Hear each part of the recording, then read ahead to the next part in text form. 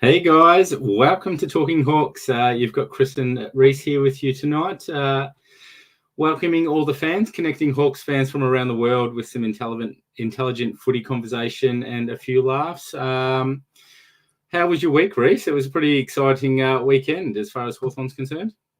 Mate, it's never boring at Waverley, let me tell you. But got a lot to get through, and 2 in a row. It's fair to say the lid's off. It's unbelievable. So finishing the year really strong, which is good to see. Certainly is. It's almost like the Clarko Mitchell saga's sort of finished, and it's just released some of the pressure, hasn't it? Yeah, I feel like it has, and that's only a good thing for the players, and we'll get stuck into it a bit later. But there was an announcement today that we want to get off our chest first, mate. Yep. Throw into it, mate. I'm keen to hear about it. Yeah, so the Hawthorn at the start wanted to be involved in the original AFLW, and for a variety of reasons that we're not going to get into, that wasn't the case. But the announcement today that all 18 teams will have an AFLW side, which of course includes the mighty Hawks. So a massive congratulations to the girls, and they certainly deserve their time in the spotlight. They're going to start this year, 2022 or 23, so maybe still a year away. Hopefully it's this year, because we've had way too many girls drafted to other clubs and been a big feeder of talent, and hopefully they can stay home. And Beck Goddard as coach as well. Massive congratulations to her, 2018 VFLW premiership coach. And having an extra team to talk about, mate, the live streams will get even bigger, even better, and fingers crossed we might even get some of the girls on one day. Certainly will, yeah. No, it's exciting. We might even see if we can get one on this year. From my understanding, it's we are into the comp at the end of 2022, which means we'll be in for the 2023 season. But at least we should be able to draft our own players, or at least keep them. I don't know how our list will progress. I'm guessing our VFLW team will just elevate to AFLW, and then we'll be able to recruit as well on top of that, I'd imagine. Yeah, fingers crossed that's the case. And to all the girls there at VFLW, there's going to be so much to play for with a spot on those lists. So we'll definitely be keeping a closer eye on them next year, leading into their AFLW debut. And it wouldn't surprise me if we found success early. Beck Goddard's a footballing genius. Yeah, she certainly is. So it'd be good to have success all around. Box Hill's travelling quite well at the moment, so we could have all three teams playing finals very soon. Yeah, which would be unreal, mate. But 2 in a row for the Hawks, unreal, and can't wait to unpack it. Yeah, let's go there then. Hawthorn versus Collingwood. I'm assuming most of you guys watched the game. We just really, I think we won it based on our coaching strategies. It just felt a little bit like we controlled the game from the start, and Collingwood didn't have an answer. They've had some really good success in recent weeks going through the corridor, and it's like we just shut down the corridor and they just didn't have a plan B. How did you see the game, Rhys? Yeah, I agree with a lot of the analysis, and what makes not only Clarko but the whole coaching fraternity at Hawthorn so amazing is we've managed to win 2 in a row with 2 different styles. We talked about on the live stream last week how we went out and physically intimidated Brisbane around the ball and made their midfielders uncomfortable, but we beat Collingwood in the uncontested style that they beat West Coast in. And Collingwood didn't know how to deal with it. So to have, I think it was the week break, to be able to make that massive shift, all of the boys had a feast of the footy, and Collingwood just didn't have answers. So what sort of made me a little bit pessimistic was it didn't really seem like we were going to get run down at any stage, even when Collingwood sort of came at us in the last quarter. We had a surety and a maturity amongst the group that I think makes us perhaps not as bad as our ladder position would seem, even though we did go up on the weekend. What about you? Yeah, no, it was good. Like we've said all along, we definitely didn't want the wooden spoon because that's just etched in history forever. So, yeah, we certainly didn't want that as much as we want the best draft picks possible. But at the end of the day, we want to have a winning culture and carry that through to next year. So, yeah, we're on a roll. Be interesting to see how we can match up against Western Bulldogs this week because they're a little bit underdone at the moment. But what was your best takeout of the weekend? Like, I felt like we lost the midfield early, but then we gained dominance sort of as the game went on. Yeah, out of the centre bounce, they were killing us. And thanks to Jack Scrimshaw and Blake Hardwick in particular, Sam Frost as well, who I thought has had a really good fortnight, maybe gone under the radar because we like to chastise Frosty for trying to do too much at times. But we'd rather a bloke that tries to do too much than not enough. And I think all fans can agree with that. But those three boys in particular, but the whole defensive unit stood up really well, and we ended up winning the clearances by 6. So the second half, the Hawks midfield got to it, and we'll talk about the fact that Tom Mitchell are just doing things to Collingwood that are almost illegal now. He's getting that much of the footy. But, around the ball, we got better as the game went on, which we could argue has been the pitfall. Sometimes the midfield will started really well and then fell away. So I feel like we're peaking at the right time, even though we won't be featuring in September. But I'd much rather be one of these teams that are finishing well than perhaps not finishing well. That momentum into the preseason is going to be huge. And we climbed a couple of spots up the ladder, mate. But as we know with the draft, it can be a little bit hit and miss. So I don't see the point in having these quote unquote honourable losses. I really liked what I saw. Yeah, no, definitely. And I just felt like our ball movement into the forward 50 improved a fraction. So whether that was Collingwood not up to the level or if it was just us improving our movement forward. But I think that definitely helped our forwards. What do you think about that?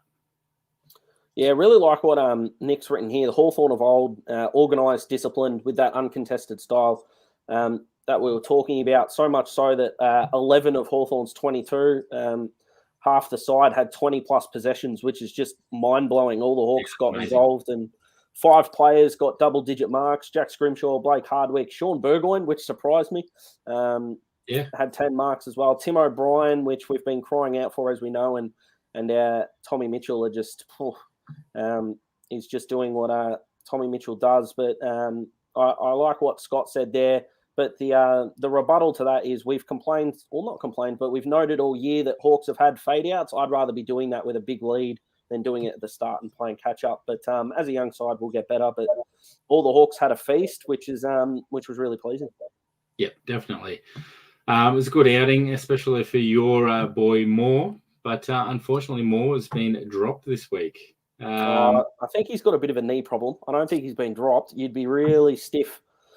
But, out this week, big deal. And I think for any of the fans out there are still a few that maybe aren't as convinced. I don't understand why, but I think we'll feel his loss. But in the form that Chad's been in, and Ollie will get a better run on half forward, we think it might not be a bad thing to see who else can play in that spot. So fingers crossed, Dill comes back for the last game of the year and finishes strongly. He got his first Brownlow vote in the last game of last year. He might be able to do it again.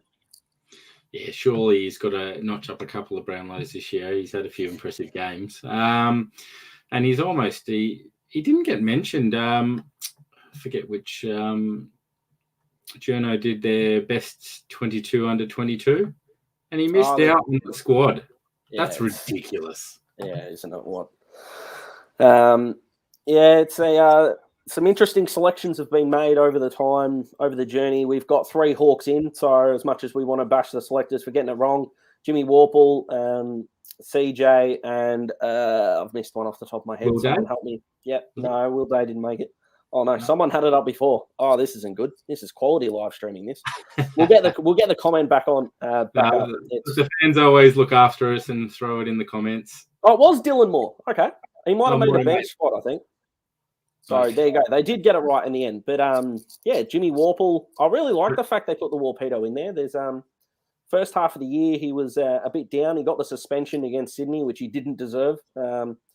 but use that time. We hoped he would use that time to get better, and he's been exponentially better. Yeah, he's really bounced back, hasn't he? And he's almost back to that first year or second year form where he took out the Peter Crimmins medal. So let's hope he can just take it to the next level next year, because I think he's got it in him to keep improving. Now, big news during the week. Jack Gunston went under the knife again last week to try and get him ready for the pre-season, apparently. So been a little bit of talk about whether he'll play with us or not next year, but where do you feel he's at the moment? Well, I'm a bit biased because Jack is my favourite Hawk, as much as I've talked up Dylan Moore all year. But Gunners for the last, 9 years since he's been in the club, I'd be really disappointed if we let him go for unders. I know that a lot of people have talked about all these Hawks that are supposedly on the trade table, from Tom Mitchell, Jaeger O'Meara, Chad Wingard. These guys have been put on the trade table. At the end of the day, you got to pay over to get these guys out of the club. Mitch Cleary reported today Brisbane would be a win-win, which surprised me because he didn't tell what the win was for the Hawks, which was a bit strange. But you're going to have to offer us a lot. Sam said that he wants to go to the draft and build that youth. Well, you got to hand some of your youth over to grab our experience. So fingers crossed Jack stays. Fingers crossed his back's all right, first and foremost. We don't wish injuries upon any players, really. So, yeah, he'll hopefully be back to his best, and in an ideal world, it'll be in the brown and gold, I think. Yeah, from his little presser, I just felt like he still was invested in the club and that he'll hang around. So let's hope, whether he gets back to footy or not, that his back's fine first and foremost. But he can don the brown and gold again and have a nice input next year. Which, talking about that, he's got to play forward. He's not going to be pushing down back next year, does he? Well, we've got 38 backmen next year, it feels like. There's not going to be a spot for him down there. We are very strong in the back line. So, talking about and one of our own sponsored boys, Denver, missed out on a selection this week. It was a bit disappointing, but he's at least playing in the VFL scratch match this week against Melbourne and Collingwood. They're running a scratch match. So, at least our boy's back out and about, and he might scrape into the selection for the last round. Yeah, it would be good to see our man finish off the year. It'd be a good time for him to come back in, blanket one of Richmond's out-of-form forwards, and maybe knock them out of the finals as well. So we've got 2 chances to really annoy some big teams, and if Clarko loves anything, it's agonising opposition. So fingers crossed we can get it done. But for a number 6 pick who got injured really early in the season, I've been nothing but encouraged by Denver, and I don't mean that because he's our sponsored player, but high draft pick. Don't forget, 4 recruiters had him as the number 1, and we got him at 6. Yep. And so, he's only going to get better and better, and I cannot, and I repeat, cannot wait for him and James Sicily to be in the same team. It's going to be great. It's going to be bloody awesome. And our other sponsored player, Newcomb, not far away either. So it'd be nice for them both to finish the year and play the last game of the season. Yeah, absolutely. We might have some depth, which I don't want to name any media commentators calling us rubbish, but they might be wrong. So for all you guys out there that are helping us sponsor these players, we've been informed by the club that we will have a little time with them via Zoom and have a little chat with players. So once we have more information about that, we'll let you guys know, and hopefully you're available to make the time slot. So where are we? So like we said, we talked about that having the win on the weekend pushed us up the ladder and our draft position. So like you said, you weren't too concerned about that, and Hawthorn's got a pretty good reputation of being able to make the most of their picks. So what's just to give us a sneak peek, because we're looking at putting on a video between me and you soon, and we'll give the latest draft info. But now that we've moved down the draft position a little bit, where do you think we're going to be at selection-wise, and who are we going to be focusing our attention on? Well, the half beautiful thing, so the 2 teams that we went above, Adelaide and Collingwood, but GWS have Collingwood's pick. I don't think GWS are affecting us too much. We know that teams can get a bit fickle, but spoiler alert for the Giants, if they don't take centre-half back Josh Gibcus and line him up with Sam Taylor, then I think they might need a new recruiting department. Sam Taylor's an absolute gun. Josh Kelly's just re-signed for 8 years. They keep having midfielders go out the door, so I'm not sure why they draft one so early. So I think he's the go. And Adelaide are the ones that are going to get in the way a touch. Both, you could argue that us and Adelaide are the two teams that need outside midfielders more. Adelaide have got Rory Laird and Ben Keys, who both were outstanding against us. You could argue two of the three best Crows when they beat us only a few weeks ago. So the two best outside runners in the draft, Finn Callaghan, we've spoken about before a couple of times, and Josh Sin, who got talked about a lot in the preseason, and he hasn't gone backwards. He's just picked up niggling injuries here and there, nothing that should affect his draft stocks. And I feel like whichever of those two boys that Adelaide take, will take the other. And I think we should... and I think every Hawthorn fan will be ecstatic if we manage to pick up one of those boys. Beautiful. Well said. We sort of brushed over the Collingwood game a bit quick. So we had Cossie kick 3, which was good. You had your eyes on Lewis to pop up for 3, but happened to be the other way around. Morey chipped in for 2, Daniel Howe 2, Lewis, Burgoyne, McAvoy, Nash, O'Meara, Scrimshaw, Warple, and Mitchell. And we haven't even mentioned Nash. Yeah, we will get to Connor. I just want to do a shout out to the moderator, Matt, who after Mitch Lewis kicked the first goal of the game thought I was a shoo-in to get my prediction right. And I said to him, you've jinxed him now. He won't score again. And he didn't. So, didn't he? Yeah. So for all the Hawks fans that are thinking I got that wrong, I'll shift only half the blame on the Matt. I'm a man of my word. I'll accept half the responsibility, but both of them looked really good. They're starting to get some continuity together. Cozzy played deeper, which I'm a big fan of. Your deep forward doesn't have to be Tom Hawkins. He doesn't have to stand there and wrestle the whole time. Both boys can get on their bikes, and both of them are good marks above their head. And the commentators really liked where Cozzy is at. And as far as I'm concerned, they're about 22 weeks too late, but that's neither here nor there. But let's talk about Conor Nashou, who for the last fortnight has had 14 tackles, led the Hawks. Yeah, he's been amazing. And look, I've been a bit of a doubter. I'm not going to just sit there and jump on the bandwagon. And I was like, okay, he had an outstanding game last week. And then I was like, okay, let's see if he can back it up. And he backed it up, didn't he? He just came out and replicated what he did the week before. So I can openly say maybe there's a future for him there. Where's he contracted? Do you know where he's contracted? Has he got another season? No, I think he's out of contract at the end of the year. So. Well, he's playing his butt off to make sure he gets re-signed, isn't he? Really would. So if he finishes off, I mean, we said last week that he had 3 more boxes to tick in the 3 games, and I'd argue that he was as good. His tackle count went down, his disposal, his kicking efficiency went up, his composure went up. And I think for the first time in his career, because he's hitting up teammates, he's a little bit like Sam Frost. He understands that he doesn't have to be the best kick in the team. If the correct option is 20 metres sideways and we can get out on the switch, then you can do that. He did it 3 or 4 times. He did it twice to Jack Scrimshaw. I'm not sure if those two boys have got an agreement going on, but every time Connor got it, it seemed like Jack was next. So who, is that classy ball mover, and Jack was unbelievable for what seems like the dozenth time this year. So, yeah, if Connor can keep being a battering ram who makes good decisions, which he has been for the last fortnight and hopefully will, he's got 2 very good midfields coming up in the next fortnight. So looking forward to seeing where he's at, and I think he's earned a 1-year deal to have that full 1 year in the midfield. And if he can do it, I absolutely think there's a future for him, because 6 weeks ago we sat here and said we needed a big-bodied midfielder in the draft. We might already have one. Yep, no, 100% right. I think what I picked up from the game on the weekend was his ability to use his hands well in traffic under pressure. So, like you said, he doesn't need to be the best, but if he can use his big body and strength and win the ball and get it out to the guys who can use the ball, then yeah, why not?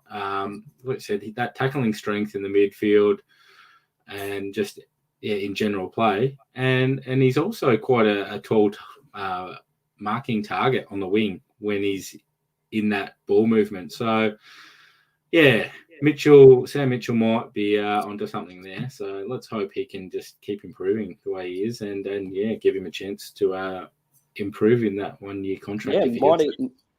Yeah, absolutely, and he might extend Ben McAvoy's run at the Hawks too. Maybe instead of Big Boy going forward for the whole time, Big Boy could go to the bench, and our second ruckman, whether it's Ned Reeves or Johnny Segler, who for a ruckman having 20 disposals on the weekend was unreal. Connor can also be a down the line target, given that he's 197 centimeters, and all we need the down the line contest player in the contest to do is not get out marked, and he's a big body. So, as far as I'm concerned, for all the crosses that we may have given Connor in the past, we can give him nothing but 2 big ticks, I reckon. So talking about the big boys, we managed Ned Reeves last week, much to our surprise. We thought he could just be a lock for the rest of the year. Like you said, Segs has come in, played a bloody great game with 20 disposals, much contested ball, being named again, and playing his 100th game. So at least father-son, we're there. Yeah, I don't think he got a gig when he was on Collingwood's list. Was he on Collingwood's list? Am I thinking of the right? Anyway, doesn't matter.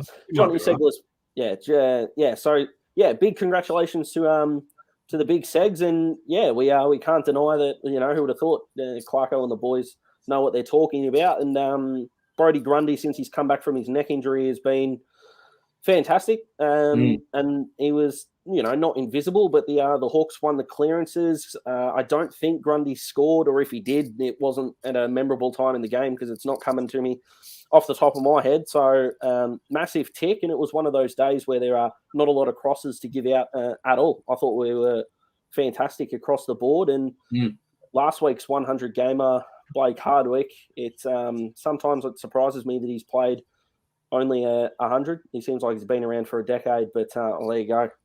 Me and Hayek's working off the same page here, but outstanding young player, and that number 15, I don't think there's been a better jumper handing down in the last sort of handful of years for the Hawks. I think he's a genuine star.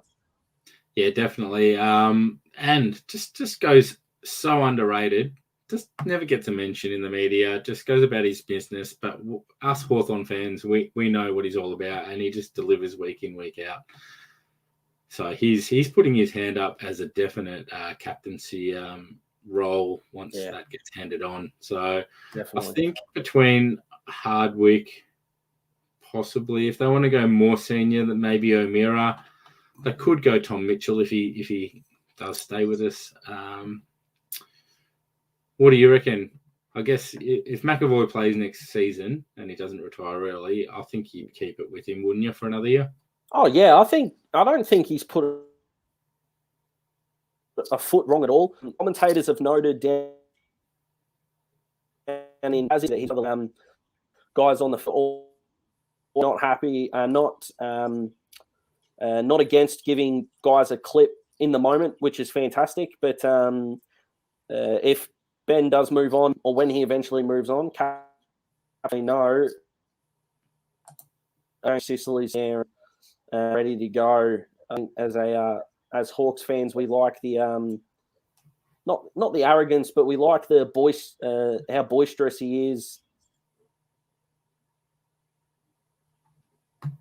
Hold my backball, I'll take you to where I want to go. I think because he did his knee, we've maybe forgotten just how bloody good he was last year. He was outstanding.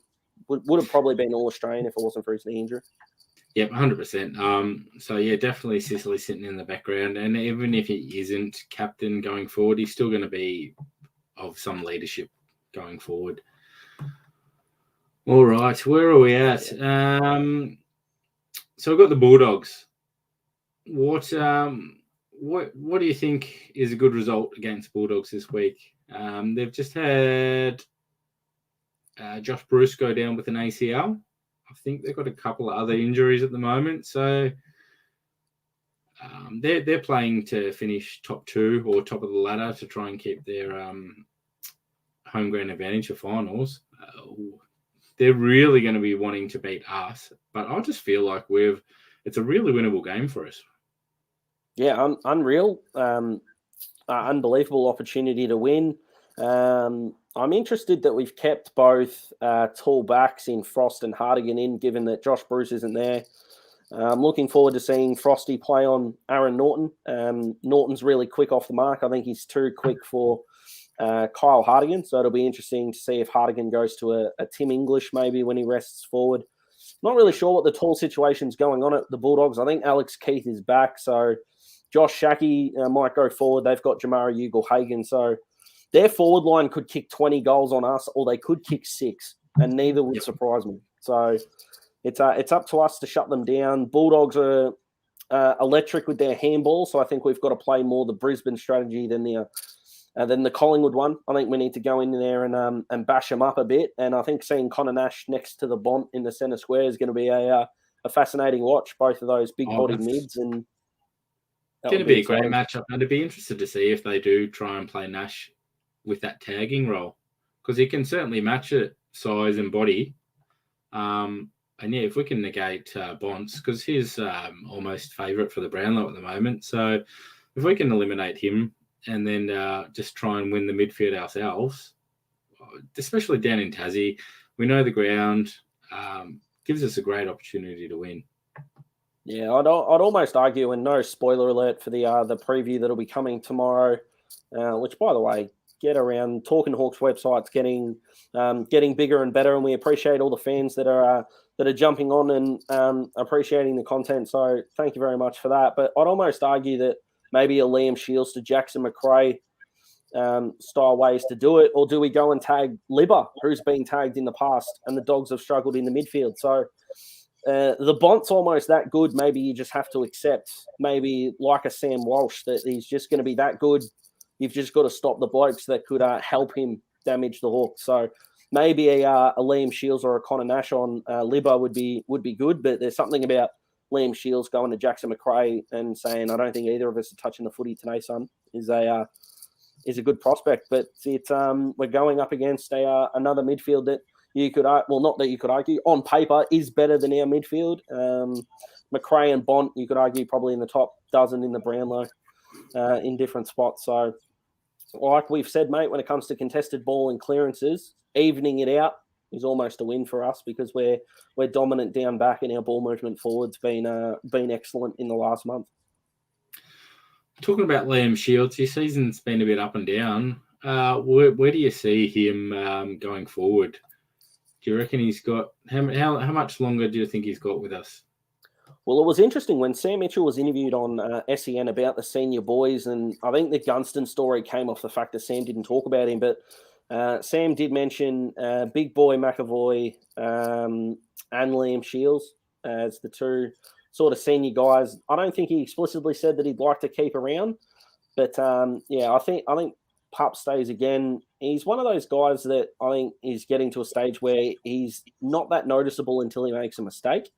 And I think he's a bit like a wicketkeeper in cricket in that way. But the last couple of weeks, he's plodded along. He's still getting plenty of the footy, and he's not trying to do too much. It sounds like we're repeating ourselves a little, but I feel like we've identified who our good kickers are, who our not so good kickers are, and I think Liam Shields has been an absolutely amazing servant to the Hawthorn Footy Club, and when he does hang the boots up, we're going to appreciate that he was probably one of, if not the most underrated player during the three-peat. He was outstanding. Yeah, definitely underrated, and sometimes I'm probably at fault for that too. I'll be like, oh, he's had a quiet game, and then I'll go look at the stats, and he's at 26. It's like, and 6 tackles. Oh, yeah, okay, all right. Well, just gone. Yeah, it just goes unnoticed for mine. Maybe it's just me. So we're playing down at Tassie on Saturday at 1:45. Like we said before, Brockman's in for more.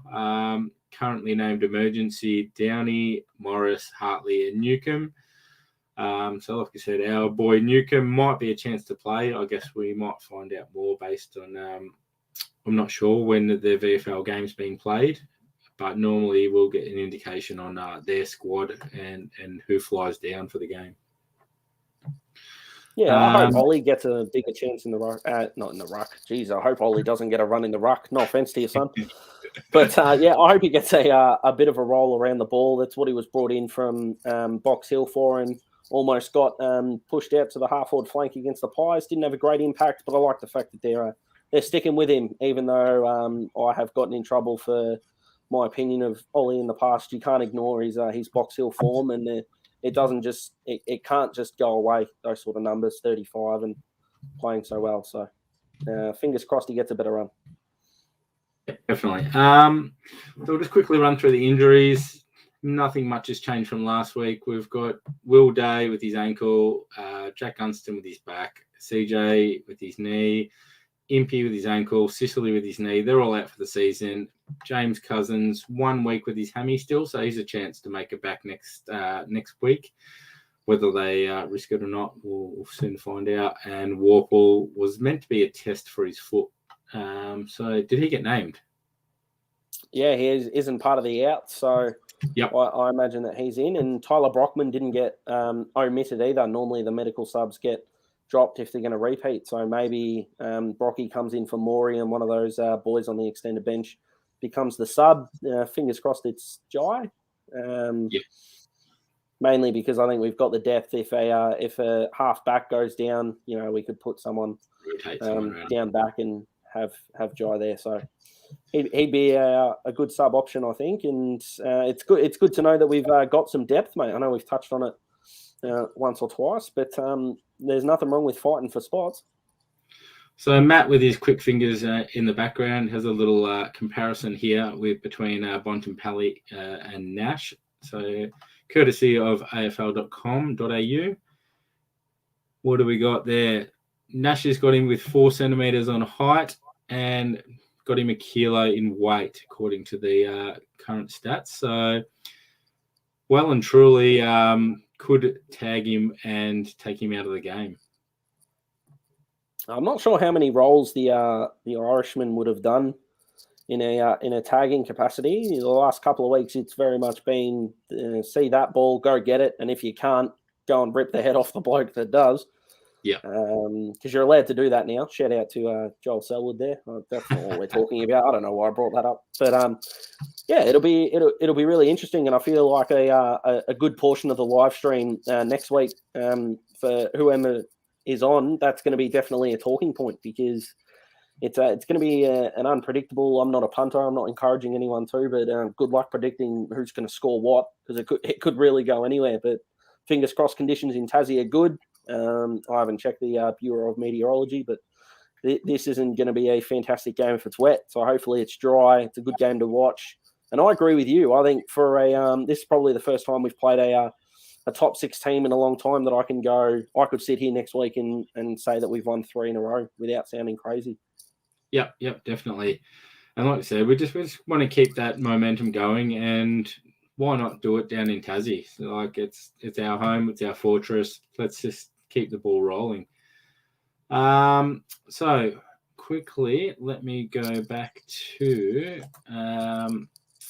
Paul Deere. Paul Deere has been announced with having pancreatic cancer. So pretty sad for all the people, family, friends, and also anyone who's close to him. But yeah, Norm Smith medalist in 1991 against the Eagles, and just a Hawthorn legend all round. So really hope that his battle with the cancer goes well for him. But yeah, thoughts go out to him and the family.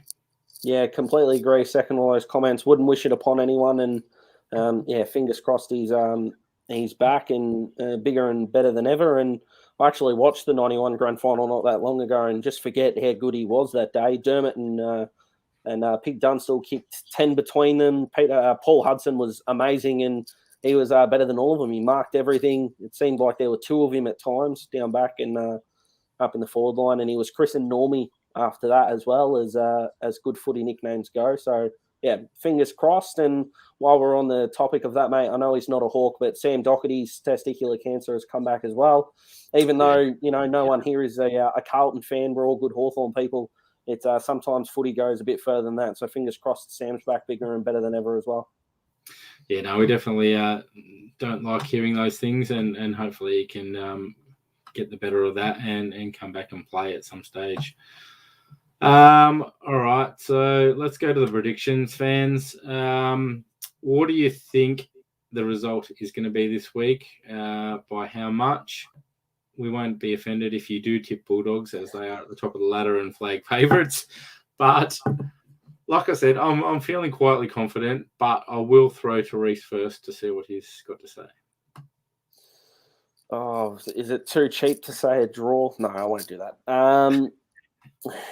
No, I'm going to go us by a goal. The Doggies, Aaron Norton can get a bit wayward.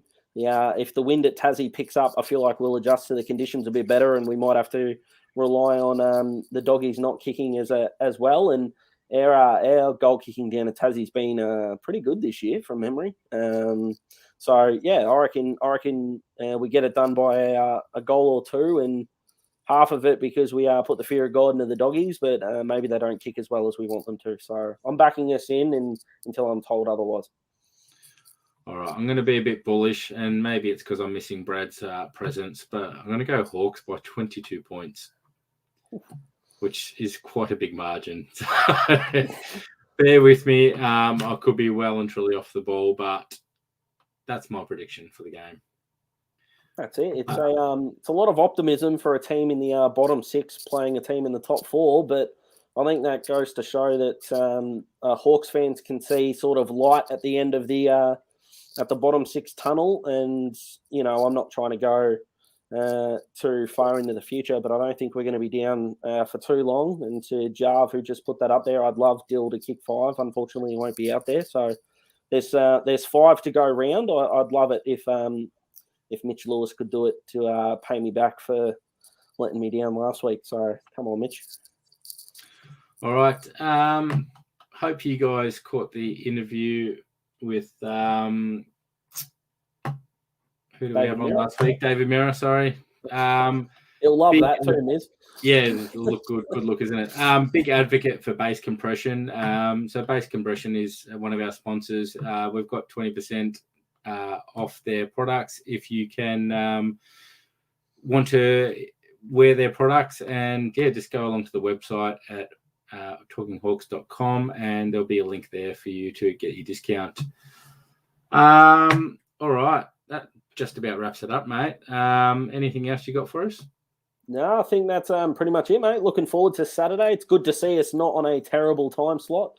As close to prime time as you can get Saturday afternoon, and we'll have the rest of the weekend to celebrate the win or mull over a loss. But it's been good to sit down and celebrate the second win in a row, 6.5 for the year, and hopefully we get 1 or 2 more before the year is out. And look forward to doing the draft video, hopefully sooner rather than later, for the fans to enjoy, and something to look forward to in the through the finals period and the 2 months after the grand final, after footy's really over, before we get a new influx of talent, mate. So plenty to come on Talking Hawks, which I'm looking forward to.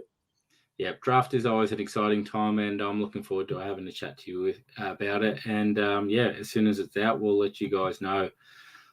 Enjoy the game on the weekend, and have a good weekend yourself. Go Hawks. Absolutely. Go Hawks. See you guys.